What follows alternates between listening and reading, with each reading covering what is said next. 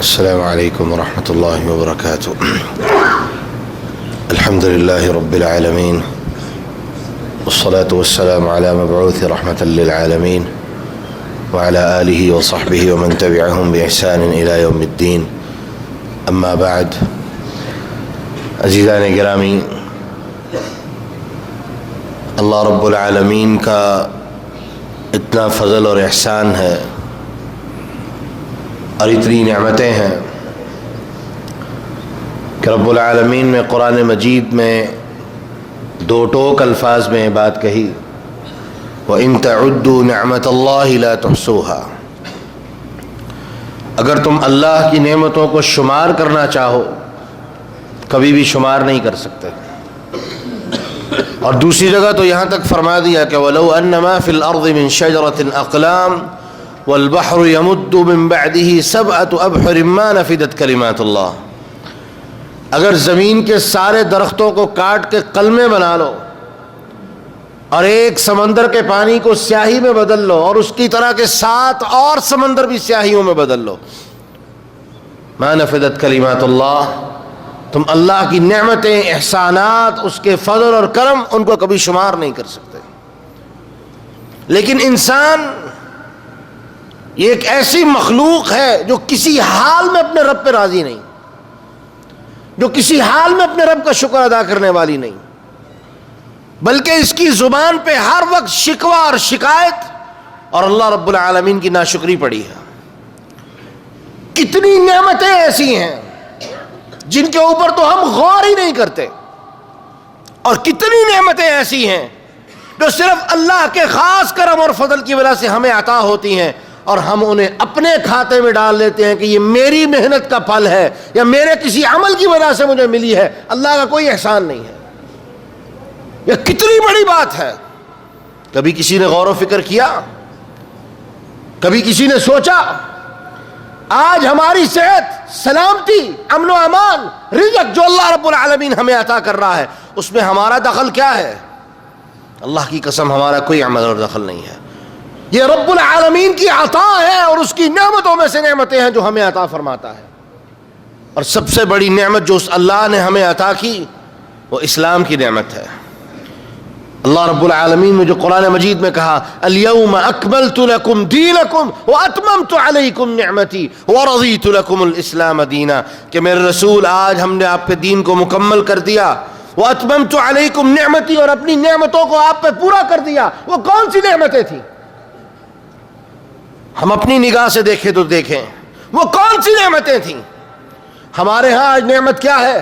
گاڑیاں، بنگلہ، گھر، اولاد، بینک بیلنس. اللہ کی قسم یہ نعمتیں نہیں ہیں، یہ تو دنیا کا مال ہے، یہ تو فتنہ اور فساد ہے جس کے بارے میں رب العالمین نے قرآن مجید میں کہا انما الحیات الدنیا لعب ولہو انما اموالکم واولادکم فتنہ. یہ کھیل اور تماشا ہے، یہ فطرہ ہے جو اللہ رب العالمین نے ہم پہ مسلط کر دیا.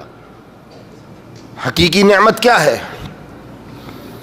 وَرَضِيتُ لَكُمُ الْإِسْلَامَ دِينًا، اور ہم نے آپ کے لیے اسلام کو دین منتخب کر لیا اور اس پہ اللہ رب العالمین راضی ہے. یہ سب سے بڑی نعمت ہے کہ اللہ نعمت اسلام عطا فرما دے. اور یہ دنیا کی نعمتیں جنہیں ہم نعمتیں سمجھتے ہیں، صحیح مسلم میں روایت ہے رسول اللہ صلی اللہ علیہ وسلم فرماتے ہیں کہ ایک ایسے جہنمی کو لایا جائے گا جس کی پوری زندگی نعمتوں میں گزری ہوگی، اور پھر دوہرا دوں نعمتیں جو ہمارے معیار پہ نعمتیں ہیں، اللہ رب العالمین کے معیار پہ نہیں، جس کی پوری کی پوری زندگی، ساری کی ساری زندگی وہ ناز و نخرے میں گزرے ہوگی، سونے کا چمچہ لے کے پیدا ہوا. رسول اللہ صلی اللہ علیہ وسلم فرماتے ہیں اس کو صرف ایک ڈبکی یعنی یوں داخل کر کے نکال لیا جائے گا بس جہنم میں، اور اللہ پوچھیں گے بتاؤ صرف ایک ڈبکی، اور دوسری طرف پوری زندگی. اللہ پوچھیں گے بتاؤ کبھی کوئی نعمت نام کی یا خوشی نام کی یا آسائش نام کی کوئی چیز تم نے دیکھی ہے؟ وہ کہے گا اللہ میں نے کبھی بھی آسائش اور سکون اور راحت نام کی چیز کو نہیں دیکھا. جہنم کی ایک ڈبکی اس کی پوری زندگی کو بھلا دینے کے لیے کافی ہے. اور دوسری طرف اللہ کے رسول فرماتے ہیں ایک ایسے جنتی کو لایا جائے گا جس کی دنیا میں زندگی تکلیفوں سے بھری، مصیبتوں سے بھری، پریشانیوں سے بھری، اللہ رب العالمین اس کو جوں جنت میں داخل کر کے باہر نکال لیں گے اور پوچھیں گے ابن آدم بتاؤ کبھی دنیا میں تکلیف یا مصیبت یا تنگی نام کی کوئی چیز دیکھی؟ وہ جواب میں کہے گا اللہ تیری اس جنت کو دیکھ لینے کے بعد دنیا میں نے کبھی تکلیف اور تنگی نام کی کسی چیز کو نہیں دیکھا۔ یہ ہے حقیقی نعمتیں، اور ان نعمتوں کا فیصلہ صرف ایک چیز پہ ہوگا اور وہ دین اسلام ہے۔ جو مسلمان ہے اور اس کے اوپر اس کی بقا ہے وہ جنت میں جائے گا، وگرنہ جہنم اس کا ٹھکانہ ہے۔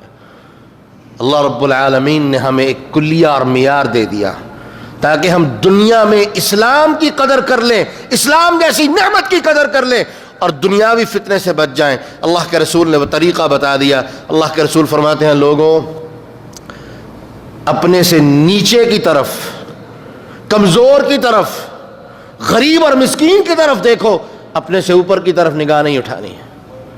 کیوں؟ فرمایا یہ عمل تمہارا تمہیں اللہ کی نعمت کو سمجھنے کے لیے کافی ہوگا، اللہ کی نعمت کی قدر جان لینے کے لیے کافی ہوگا کہ جب غریب پہ دیکھو گے تو یہ جانو گے کہ میرے رب نے تو مجھے بڑی نعمتوں سے نوازا ہے، میں اطمینان سے سوتا ہوں، میرے گھر پہ چھت مضبوط ہے، میرے پاس کھانے کے لیے کھانا موجود ہے۔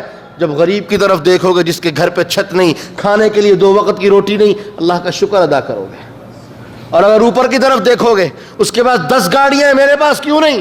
بنگلے میں رہتا ہے، میرے پاس کیوں نہیں؟ اس کے پاس کھانا ضائع کرنے کے لیے بڑا پیسہ ہے، میرے پاس کیوں نہیں؟ اللہ کی قسم یہ چیزیں اللہ کی نعمت کی ناشکری کی طرف لے کے جائیں گی۔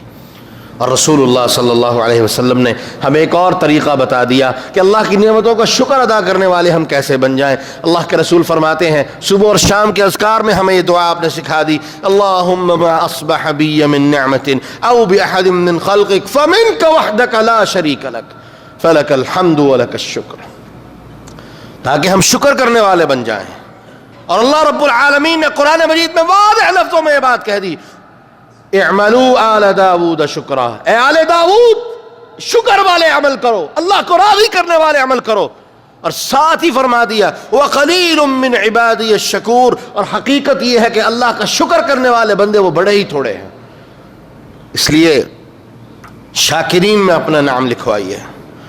رسول اللہ صلی اللہ علیہ وسلم دعا کرتے تھے، اللہ سے التجائیں کیا کرتے تھے، اللہ سے دعائیں کیا کرتے تھے، اللہم اجعلنی لک شاکرا لک ذاکرا لک مخبتا الیک اواہا منیبا، اللہ مجھے اپنا شکر کرنے والا بنا دے، اپنا ذکر کرنے والا بنا دے۔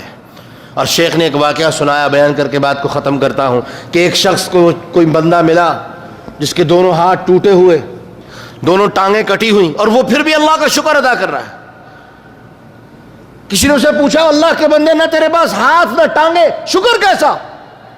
تو اس نے جواب میں جو بات کہی وہ ہمارے سمجھنے کے لیے کافی ہے۔ اس نے کہا اللہ کا اس بات پہ شکر ہے کہ اس نے مجھے زبان عطا کی ہے کہ میں اس کا ذکر کر سکتا ہوں، اور یہی زبان لے کے کل قیامت کے دن اس کے سامنے میں کھڑا ہو کے التجا کر سکوں گا کہ اللہ میرے پاس تو دنیا میں ہاتھ اور ٹانگیں نہیں تھی، اپنی یہ نعمت تو نے مجھے عطا نہیں کی، اس کے بدلے میں اپنی عافیت اور سلامتی عطا فرما کے مجھے جنت عطا فرما دے۔ میرے بھائیوں شکر کرنے والے بنیے، اللہ سے ناشکری سے دوری اختیار کیجئے، اللہ سے پناہ مانگیے ناشکری سے۔ کیوں؟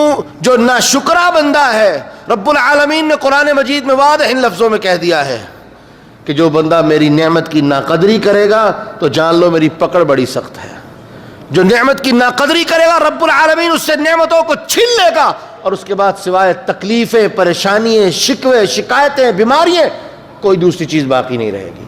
اللہ رب العالمین سے دعا ہے اللہ ہمیں سمجھنے اور عمل کرنے کی توفیق عطا فرمائے۔ وآخر دعوانا ان الحمد للہ رب العالمین۔